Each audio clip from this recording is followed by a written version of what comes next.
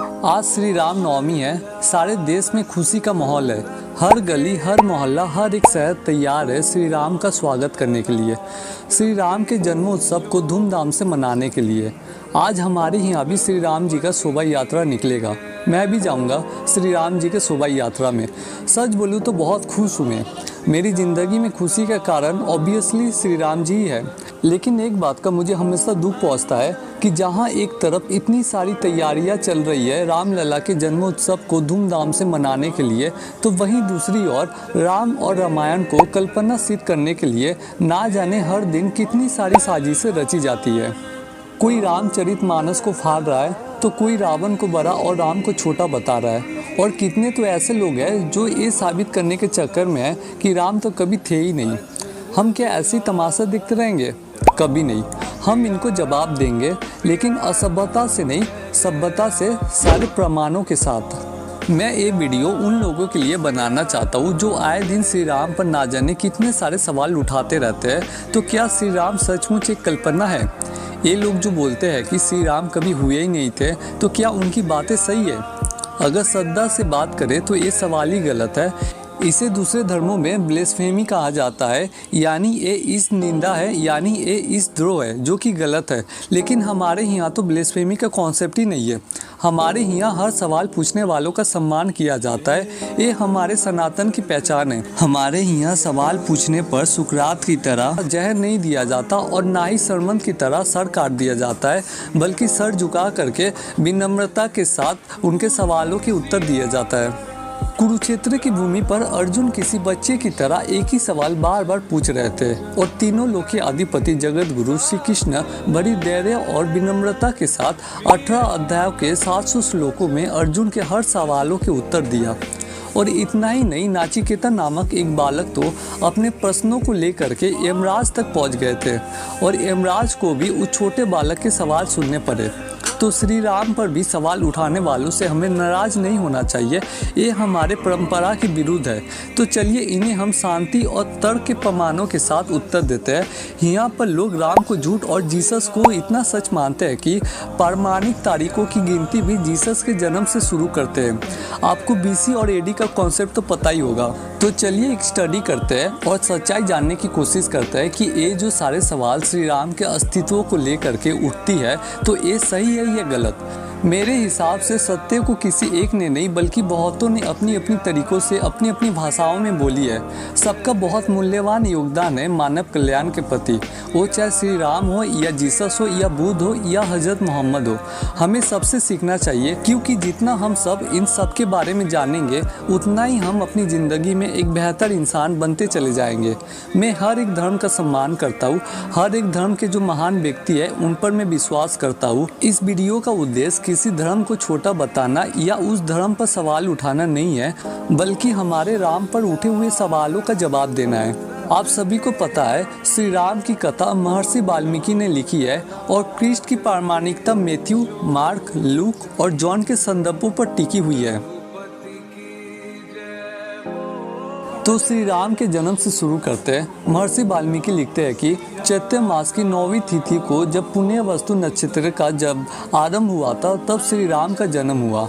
और Jesus exactly कब जन्मे थे, दिन और तिथि तो छोड़िए, महीना, मौसम, साल भी मैथ्यू, मार्क, जॉन और लूक ने कहीं नहीं बताया। हाँ, मैथ्यू ने ये जरूर बोला है कि जब जीसस का जन्म हुआ था तब आकाश में पूरब की ओर एक तारा बहुत तेजी से चमक रहा था। बस इतना ही, और कोई डिटेल्स कहीं नहीं मिलती। श्री राम अयोध्या के राजमहल में माँ कौशल्या के कोख से जन्मे। ये लोगों के हिसाब से ये मन ग्रंथ कहानियाँ हैं। और जीसस मदर मेरी से जन्मे, शायद किसी गुफा में, ठीक से किसी को पता नहीं है, कहीं बेथलम के आसपास। कोई एग्जैक्ट लोकेशन नहीं है, कोई डिटेलिंग नहीं है। तब भी जीसस हिस्ट्री है और राम एक कल्पना। कमाल की बात है। श्री राम के पिता थे महाराज दशरथ। दशरथ के पिता थे राजा अग। उनके पिता महाराज रघु। रघु के पिता राजा दिलीप, जिनको दीर्घायु के नाम से भी जाना जाता था। दिलीप के पिता कटवंग और पीछे जाते हैं। विश्वसा, सतरथ, मुलक, अस्मक, सुदास, सुदस, सर्वकाम। अगर ए लीनियर जंप करके और पीछे जाते हैं तो राजा सत्य हरिश्चंद्र, मंदाता, ये सब त्रेता युग में हुए थे। और पीछे अगर हम जाए तो हमें पता चलेगा कि कहानी महाराज इक्ष्वाकु से शुरू हुई थी, जो पहले सूर्यवंशी राजा थे। तो ये है श्री राम की वंशावली, उनका फैमिली ट्री, जिनके बारे में पूरे डिटेल्स में महर्षि वाल्मीकि ने बताया है। लेकिन ये तो झूठ है। सच तो जीसस की वंशावली है, लेकिन कौन सी वाली? मुझे तो जीसस के 2 अलग अलग वंशावली के बारे में पता है। मैथ्यू कहते हैं अब्राहम से जीसस तक कुल 41 पीढ़ियाँ हुई है। ल्यूक कहते हैं कि गॉड से जीसस तक 59 जनरेशन हुई है। लेकिन चलो ये भी मान लेते हैं। लेकिन मुझे ये तो बताओ कि एक कारपेंटर की वंशावली को रिकॉर्ड कौन करता था? इक्ष्वाकु तो राजा थे, और राजाओं का फैमिली ट्री मेंटेन रखना सिर्फ भारत में ही नहीं, दुनिया के हर एक देश में, हर एक कोने में एक परंपरा है, एक रिवाज है, एक ट्रेडिशन है। लेकिन जीसस जब तक जीसस नहीं हुए, वो एक कारपेंटर के ही बेटे थे, और एक कारपेंटर की वंशावली कौन संभाल करके रख गया होगा? मैंने तो आज तक नहीं सुना कि किसी और कारपेंटर की फैमिली ट्री के डिटेल्स को किसी ने कभी संभाल करके रखा हो। राम के पिता दशरथ है, इस पर कोई शक नहीं है। और इस पर आपने कोई दूसरी थ्योरी भी कभी नहीं सुनी होगी कि राम के पिता दशरथ नहीं कोई और थे। लेकिन जीसस के फादर कौन थे, इसको लेकर के मैथ्यू और लूक दोनों में मतभेद है। एक के हिसाब से जीसस के पिता जोसेफ जैकब के बेटे थे, और दूसरे के अनुसार जोसेफ हेली के बेटे थे। एक तरफ सारी चीज़ें इतने डिटेल्स में साफ साफ बताई गई है, और दूसरी तरफ इतना कन्फ्यूज़न, फिर भी दुनिया के कई इंटेलेक्चुअल्स जीसस को हिस्ट्री मानते हैं और राम को कल्पना।